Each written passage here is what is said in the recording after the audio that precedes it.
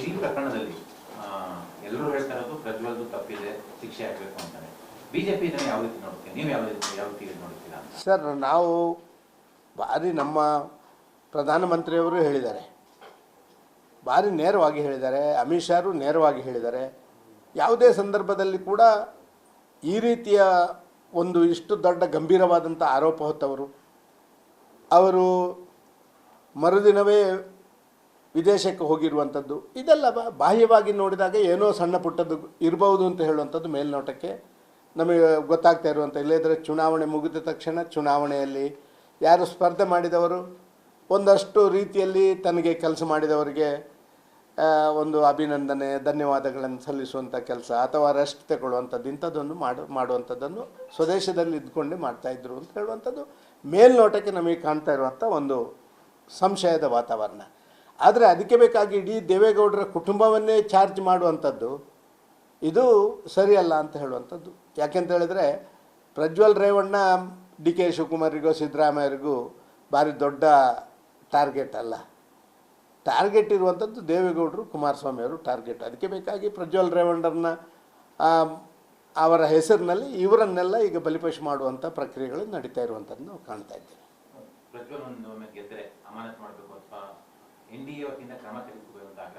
ಅಲ್ಲ, ಈಗಾಗಲೇ ನೋಡಿ NDA ವತಿಯಿಂದ ಅವರೀಗ NDAಯಲ್ಲಿ ಇಲ್ಲ, ಆಲ್ರೆಡಿ ಅವರು NDAಯಲ್ಲಿರುವಂಥದ್ದು JDS ಅವರನ್ನೀಗ ಸಸ್ಪೆನ್ಷನ್ ಮಾಡಿದ ಮೇಲೆ ಸೊ ಆಟೋಮೆಟಿಕಲಿ ಆ ಕ್ವಶನ್ BJPಯಿಂದ ರೈಸ್ ಆಗ್ತಾನೇ ಇಲ್ಲ, ಆಗೋದೇ ಇಲ್ಲ. ಯಾಕೆಂತ ಹೇಳಿದ್ರೆ ನಮ್ಮ ಪಾರ್ಟ್ನರ್ ಇದು JDS NDA ಪಾರ್ಟ್ನರು.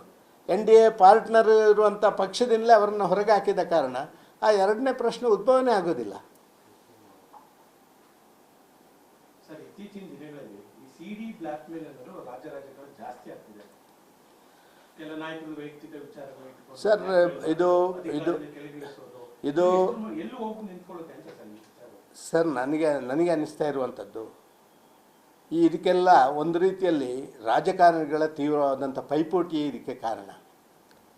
ಯಾವುದೋ ಒಬ್ಬ ರಾಜಕಾರಣಿಯನ್ನು ಮುಗಿಸಬೇಕು ಅಂತ ಹೇಳಿದರೆ ಬೇರೆ ಯಾವ ದಾರಿಯೂ ಸಿಕ್ಕಲಿಲ್ಲ ಅಂತ ಹೇಳಿದರೆ ಕೊನೆಯ ಅಸ್ತ್ರವಾಗಿ ಇದನ್ನು ಬಳಕೆ ಮಾಡುವಂಥದ್ದು ಇದೊಂದು ಅತ್ಯಂತ ನೀಚ ಕೃತ್ಯ ಅಂತ ನಾನು ಭಾವಿಸ್ತಾ ಇದ್ದೇನೆ.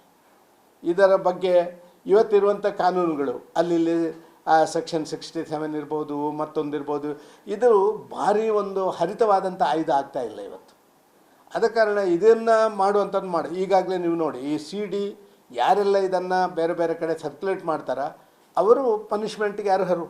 ಈಗ ರಾಜ್ಯ ಸರ್ಕಾರ ಭಾರಿ ಗಂಭೀರವಾಗಿ ಆಲೋಚನೆ ಮಾಡ್ತಾಯಿದ್ರೆ ಅಥವಾ ಒಂದು ಮಹಿಳೆಯರ ಬಗ್ಗೆ ಗೌರವದಿಂದ ನಾವು ನಡ್ಕೊಳ್ಬೇಕು ಅಂತ ಹೇಳುವಂಥ ಅವ್ರ ಭಾವನೆಗಳೇನಾದರೂ ಇದ್ದರೆ ಇದನ್ನು ಮಾಡಬೇಕಿತ್ತು. ಅವರು ಇಮ್ಮಿಡಿಯೇಟ್ 1, 2, 3 ಜನ ಯಾರು ಸರ್ಕ್ಯುಲೇಟ್ ಮಾಡಿದರೆ ಅವರನ್ನು ಹಿಡಿದು ಬಡ್ದು ಎಲ್ಲ ಒಳಗೆ ಹಾಕುವಂಥ ಕೆಲಸ ಕಾರ್ಯಗಳನ್ನು ಮಾಡ್ತಾಯಿದ್ರೆ ರಾಜಕೀಯದಲ್ಲಿ ಇಂಥ ಸೀರಿಯಸ್ ಕೇಸುಗಳು ಕೂಡ ಡೈಲ್ಯೂಟ್ ಆಗುವಂಥದ್ದು ನಾವು ನೋಡ್ತಾ ಇದ್ದೀವಿ.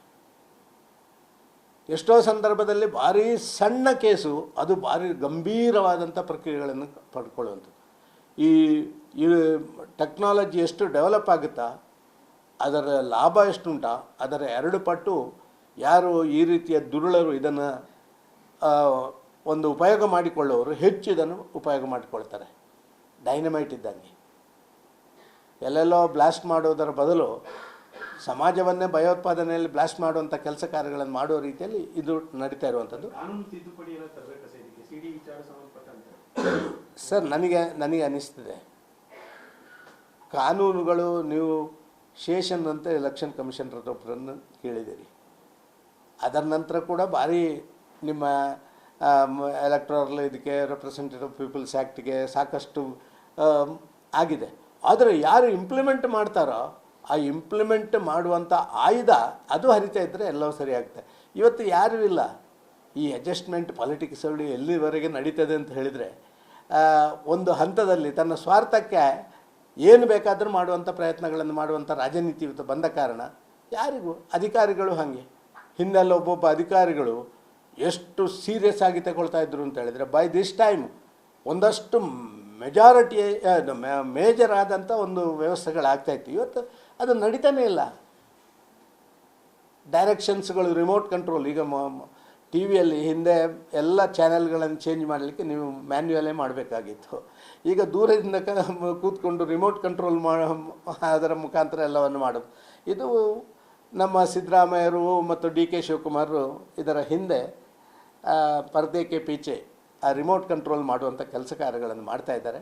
ಹೇಗೆ ನಮ್ಮ ಬೊಂಬೆ ಆಟದಲ್ಲಿ ಬೊಂಬೆಗಳನ್ನು ಮಾತ್ರ ನಾವು ನೋಡ್ತಾ ಇದ್ದೀವೋ ಅದರ ಹಿಂದೆ ಕೂತ್ಕೊಂಡು ಮಾಡುವಂಥ ಕೆಲಸ ಕಾರ್ಯಗಳನ್ನು ಇವರು ಮಾಡ್ತಾರೆ ಅಂತ ಹೇಳುವಂಥದ್ದು ಇವತ್ತಿನವರೆಗೆ ನಡೆದಂಥ ಬೇರೆ ಬೇರೆ ವಿದ್ಯಮಾನದಿಂದ ನಮಗೆ ಗೋಚರ ಆಗುತ್ತೆ. ಬಿಜೆಪಿಗೆ ನ್ಯೂಸ್ ಫಸ್ಟ್ ನಿರ್ಭೀತಿಯಿಂದ ನಿಮ್ಮ ಪರವಾಗಿ.